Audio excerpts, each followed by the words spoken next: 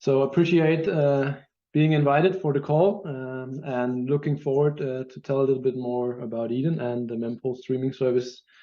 So just to start off, to set the stage, I'm not a part of the engineering team on the Eden side. So like I do partnership and management of internal processes and structure and product presentations. So I have like, I would say maybe not the most exciting background, but like an education in auditing and financing, and been running a few companies in the past until I was introduced to the team behind EdenNetwork back in 2021.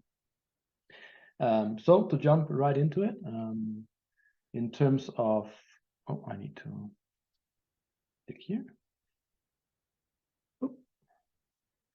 In terms of the story of Eden, so officially the core team members started out a long time ago, but basically come together in 2021 to the idea of lock priorities and MEV products, and basically announced the story and the products for Eden, and managed to raise a capital round supported by a few of the bigger VCs in the ecosystem.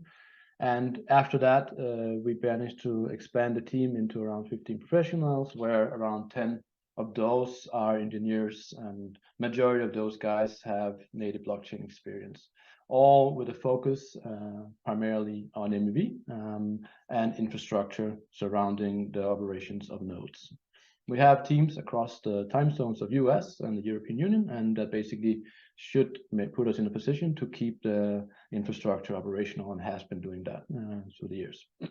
Also, we've been lucky enough to have a lot of good partner conversations over the years, especially after we released the updated Eden Relay, and managed to reach out to a lot of you guys as well and have you on board through the story of what we've been doing.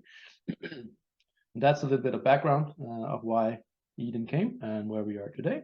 And then let's jump into the actual partnership we have with you guys. So the Eden Relay was produced after the merge, and we were very, very lucky that you guys decided to onboard it from the start. And I just checked a few of the numbers, and I can see like we did manage to produce around 500 blocks and around 65 ETH of MEV rewards for Lido operators since September last year. On top of that, we had like internal conversations when it comes to OFAC and filtering. As we have US team members, we decided that the best way forward was to try to be somehow compliant without knowing what compliance really is. And we basically came up with the toolset of ZeroX Protect, which is also an open source toolset, which is available to anyone who's interested. And we have been using that on the Eden Relay and the Eden builders ever since the merge and we launched the product set.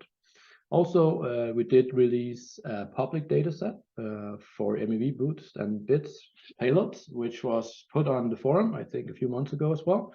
And we hope to continue basically adding to that database and sharing information with the community of Lido and vice versa. Happy to receive any information as well if anyone interested in sharing. So what we all came to hear about, the introduction of the Mempool Streamer and the fact sheet. So basically, the challenge we had, everyone has, is the transactions are floating around everywhere on the network across the world.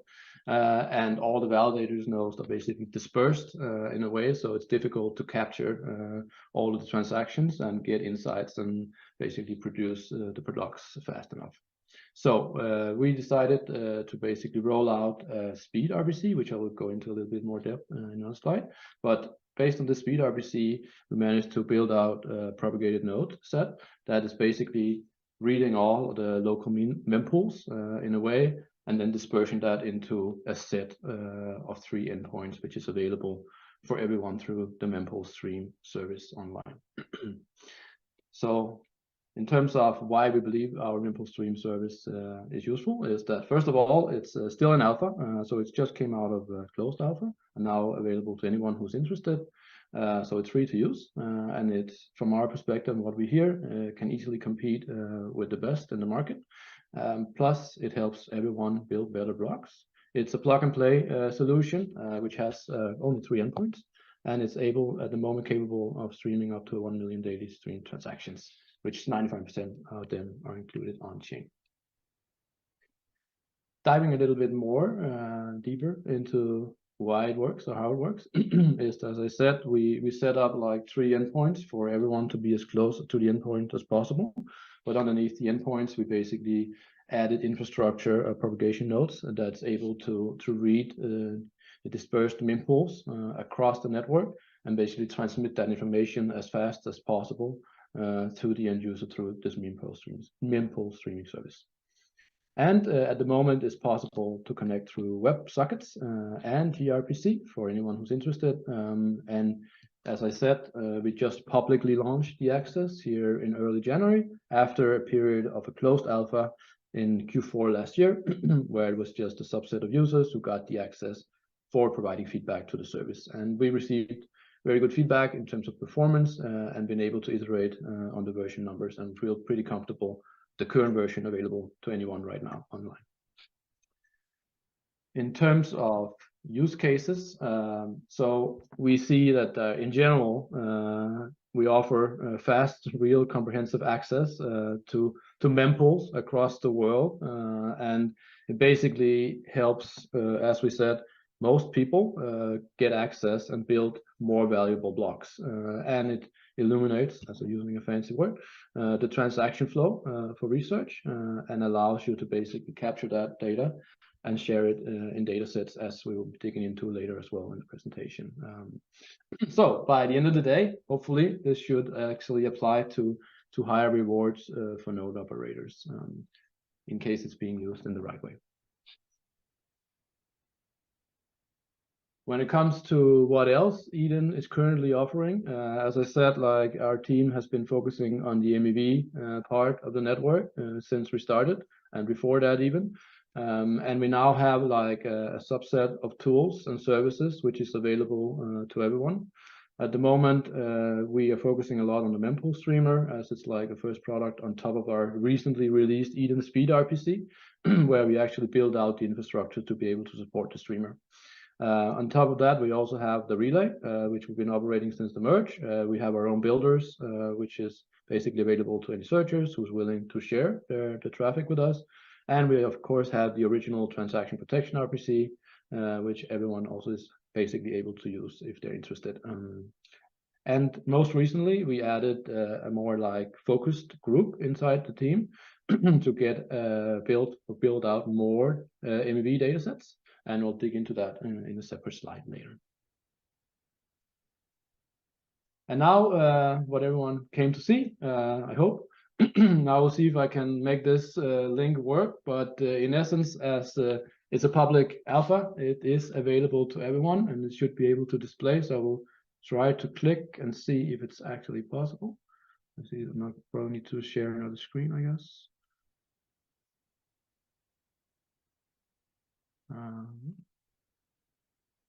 Mempool demo, share.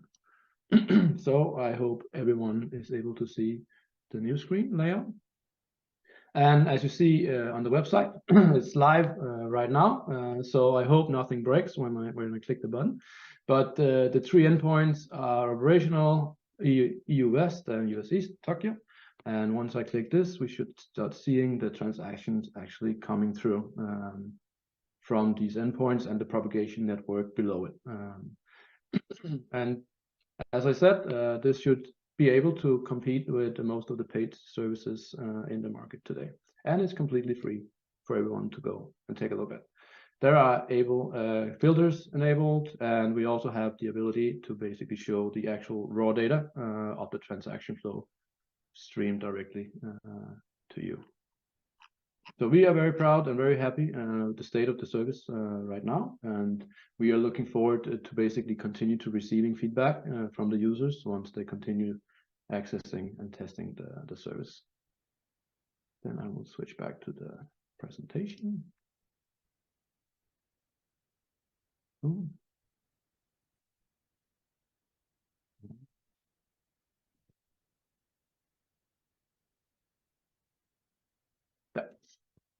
So I hope that got some attention, and everyone will now be clicking our mempool endpoint.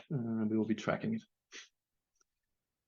Anyhow, we also have our public data sets, where I said we already shared one of those with the Lido community a few months ago.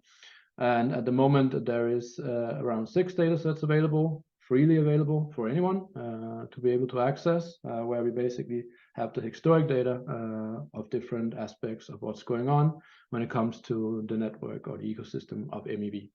And our goal is to continue adding more and more to this data set and continue to make it publicly available. The next piece, I believe, is about timing. So keep your eyes on that. We will also be sharing it as soon as it's ready. And that is the end of the presentation. I appreciate again for the invitation, and I hope we will be able to share more with you guys in the future. Thank you so much. Thank you, Andreas. That was really, really cool. I'm going to pause just for a second to see if there's any questions on YouTube or in Zoom.